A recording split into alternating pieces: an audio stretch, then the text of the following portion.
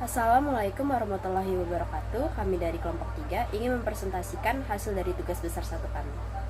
Presentasi kali ini saya memiliki rekan kelompok yaitu Kezia Kristina Damanik juga dengan rekan kelompok saya yaitu Afinan Amir Talib.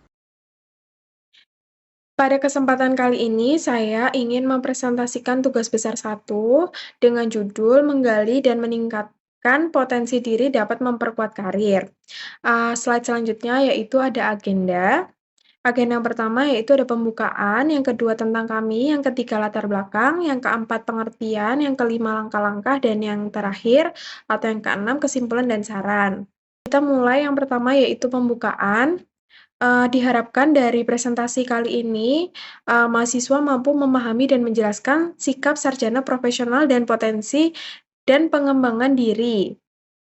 Yang kedua, mampu memahami menggali potensi diri dan menerapkan berpikir positif dan komunikasi efektif. Yang ketiga, mampu memahami dan menjelaskan kepemimpinan disiplin dan manajemen waktu. Yang keempat, mampu memahami, menjelaskan, dan menerapkan tentang kearifan lokal. Ini adalah pelajaran pendidikan anti korupsi dan etik UMB dengan dosen Bapak Islahul Ben SEMM. Baik, slide selanjutnya yaitu tentang kami dan saya sendiri, saya Afnan Amir Talib, biasa dipanggil Afnan dengan NIM 443231200002. Baik, selanjutnya yaitu ada latar belakang. Latar belakang dari presentasi kali ini yaitu presentasi kali ini yang berjudul menggali dan meningkatkan potensi diri untuk memperkuat karir, menyoroti pentingnya pengembangan diri dalam karir. Individu perlu meningkatkan keterampilan dan potensi mereka agar bisa bersaing dan berkembang di dunia yang kompetitif.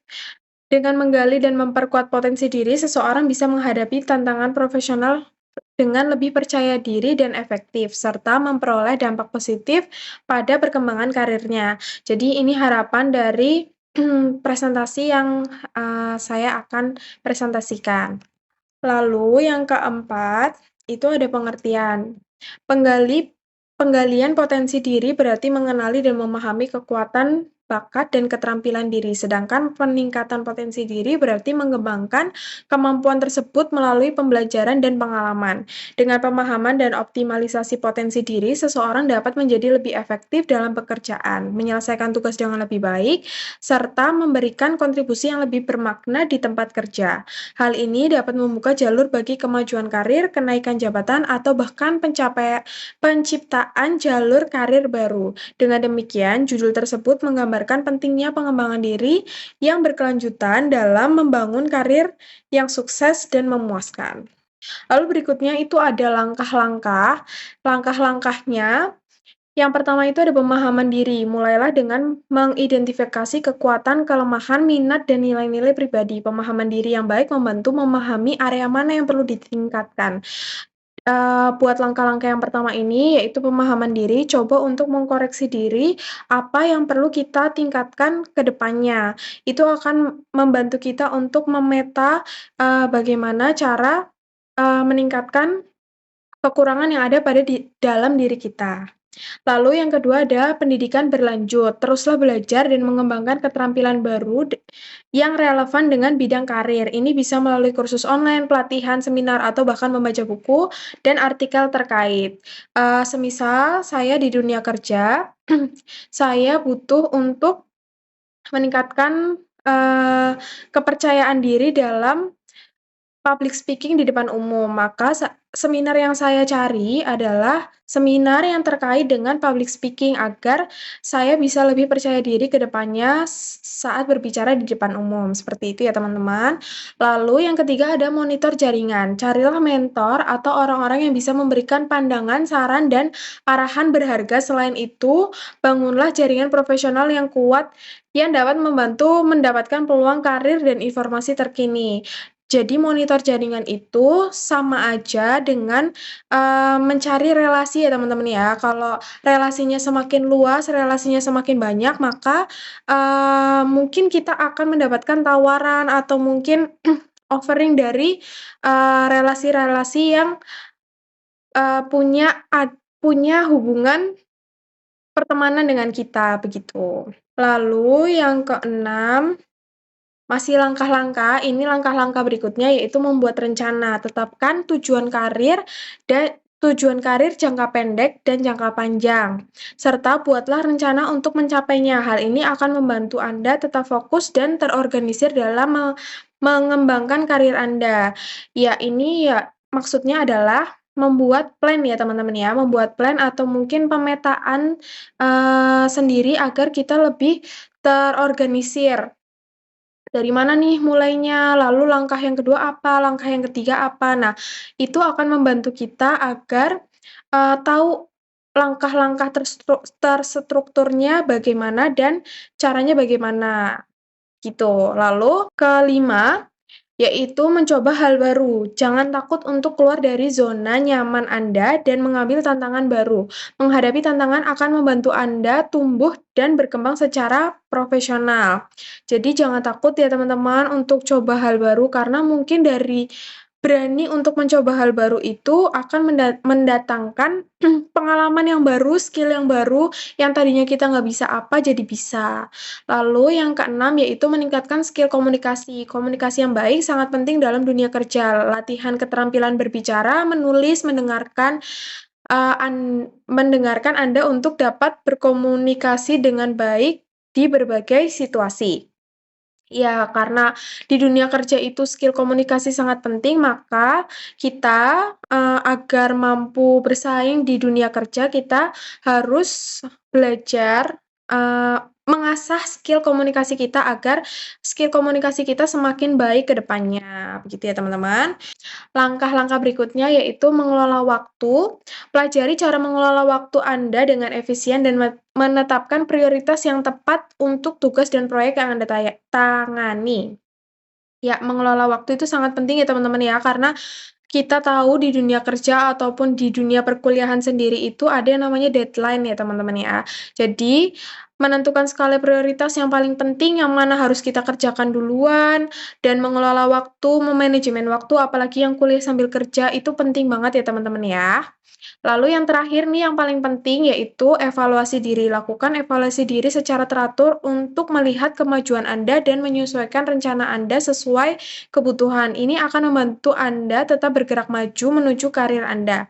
Ya, ini benar banget ya teman-teman ya. Kita harus sering-sering evaluasi diri agar kita tahu di mana kekurangan kita dan di mana tempat yang harus kita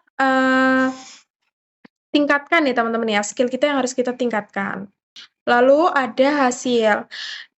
Dengan harapan teman-teman sudah mengikuti langkah-langkah berikut yang tadi saya sampaikan, hasilnya akan seperti ini. Dengan mengembangkan skill dan potensi diri dengan mengikuti langkah-langkah tersebut, maka akan menimbulkan peningkatan yang signifikan dari dalam diri masing-masing sehingga akan meningkatkan value dari diri sendiri agar mampu bersaing di halayak yang lebih luas. Lalu ini ada apa? Ya, ini gambaran orang sukses ya teman-teman ya. Presentasi saya berjudul Efektivitas Berpikir Positif dalam Berkomunikasi guna meningkatkan kepercayaan diri mahasiswa yang dapat memperkuat karir. Saya sendiri dengan Kizzy Krisnananda Manik yang akan membawakan presentasi ini. Mengapa saya mengambil judul tersebut? Dikarenakan pada perkembangan zaman ini telah berkembang pula generasi-generasi yang ada pada kalangan masyarakat. Seperti yang sudah kita ketahui sebagaimana oleh Badan Pusat Statistik atau BPS. Terdapat 6 generasi, salah satunya yaitu generasi Z atau dikenal sebagai Gen Z, yang sedang menjadi ikon perbincangan di kalangan masyarakat dalam meniti karir. Gen Z sendiri dikenal memiliki karakteristik yang unik yang membedakan dari generasi sebelumnya. Gen Z seringkali dihadapkan pada tekanan dan juga ekspektasi yang tinggi dari lingkungan sekitarnya, termasuk di sekolah, di kampus, dalam mencari pekerjaan, dan juga ketika mereka memulai meniti karir. Dengan berpikir positif, Gen Z dapat membangun keyakinan dalam kemampuan komunikasi mereka, baik itu dalam presentasi di publik, interaksi tim, ataupun komunikasi tertulis. Dalam hal ini, mahasiswa yang juga termasuk Gen Z dapat berpikir positif dalam berkomunikasi, sehingga meningkatkan kepercayaan diri yang dapat memperkuat karir mereka. Slide selanjutnya masuk dalam pengertian. Yang pertama, efektivitas. Efektivitas itu sendiri dalam KBBI atau Kamus Besar Bahasa Indonesia merupakan keberhasilan mencapai tujuan atau sasaran yang diinginkan, kemudian kemampuan mencapai hasil yang diharapkan. Dalam konteks umum, efektivitas merujuk pada kemampuan suatu tindakan, kebijakan, ataupun proses untuk mencapai hasil yang diharapkan atau tujuan yang telah ditetapkan. Ini melibatkan evaluasi terhadap sejauh mana sesuatu berhasil dalam memenuhi tujuan atau menghasilkan hasil yang diinginkan. Dan seringkali diukur dalam konteks efisiensi, yaitu seberapa baik sumber daya yang digunakan untuk mencapai hasil tersebut. Kemudian yang kedua, berpikir positif. Berpikir positif itu sendiri suatu pola pikir atau sikap mental yang mengarah pada pandangan positif terhadap diri sendiri, lingkungan sekitar, dan juga kehidupan secara keseluruhan.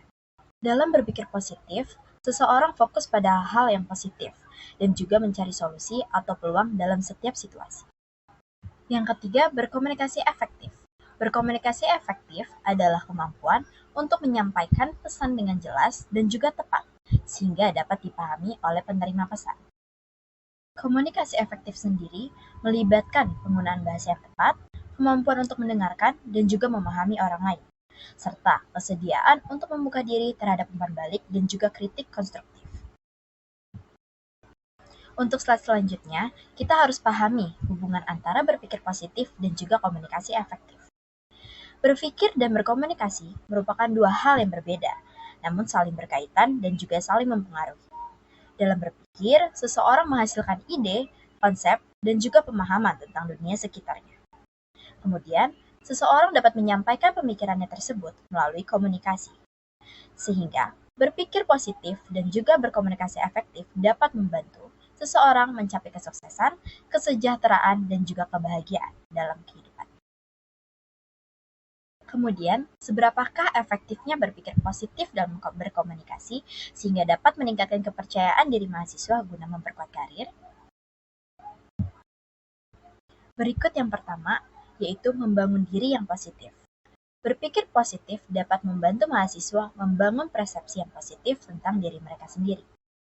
Dengan menyadari kekuatan dan juga potensi mereka menjadi lebih percaya diri dalam berkomunikasi dengan orang lain, baik dalam konteks akademik maupun profesional.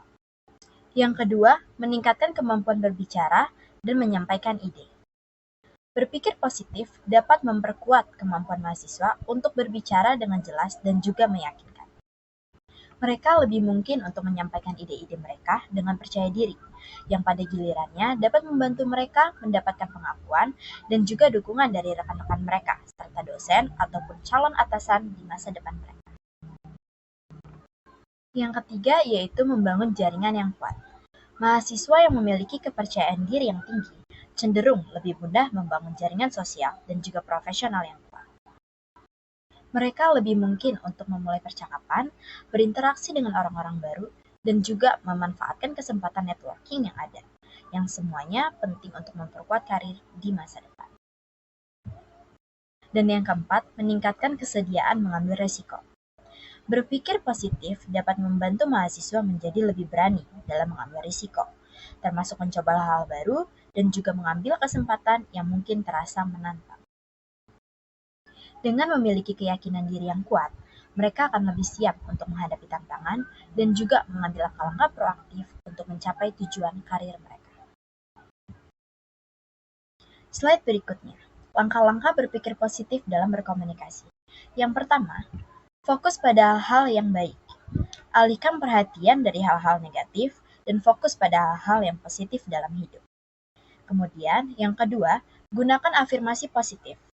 Ucapkan kata-kata positif untuk diri sendiri secara teratur dan percayalah bahwa mampu mencapai tujuan yang diinginkan. Dan yang ketiga, jaga pikiran tetap terbuka.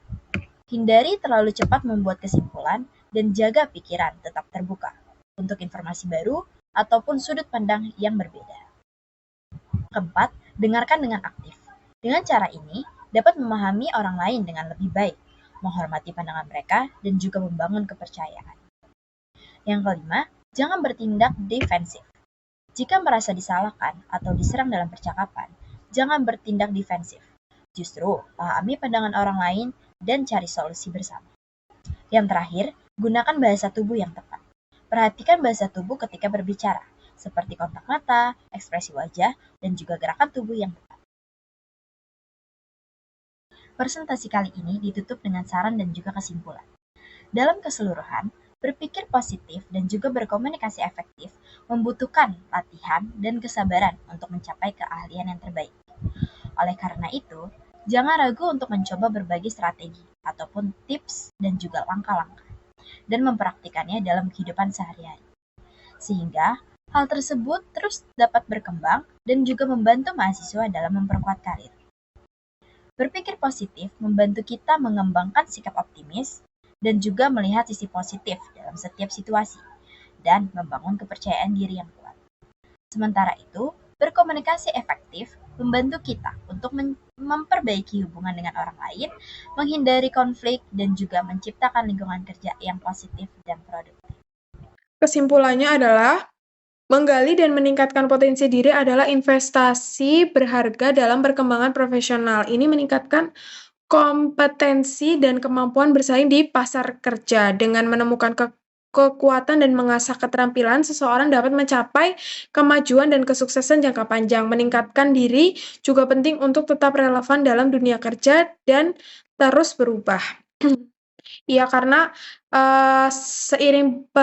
seiring berkembangnya zaman, seiring berkembangnya teknologi, kita harus menyesuaikan, harus mampu beradaptasi dan terus berubah agar mampu untuk mengikuti zaman ya teman-teman ya.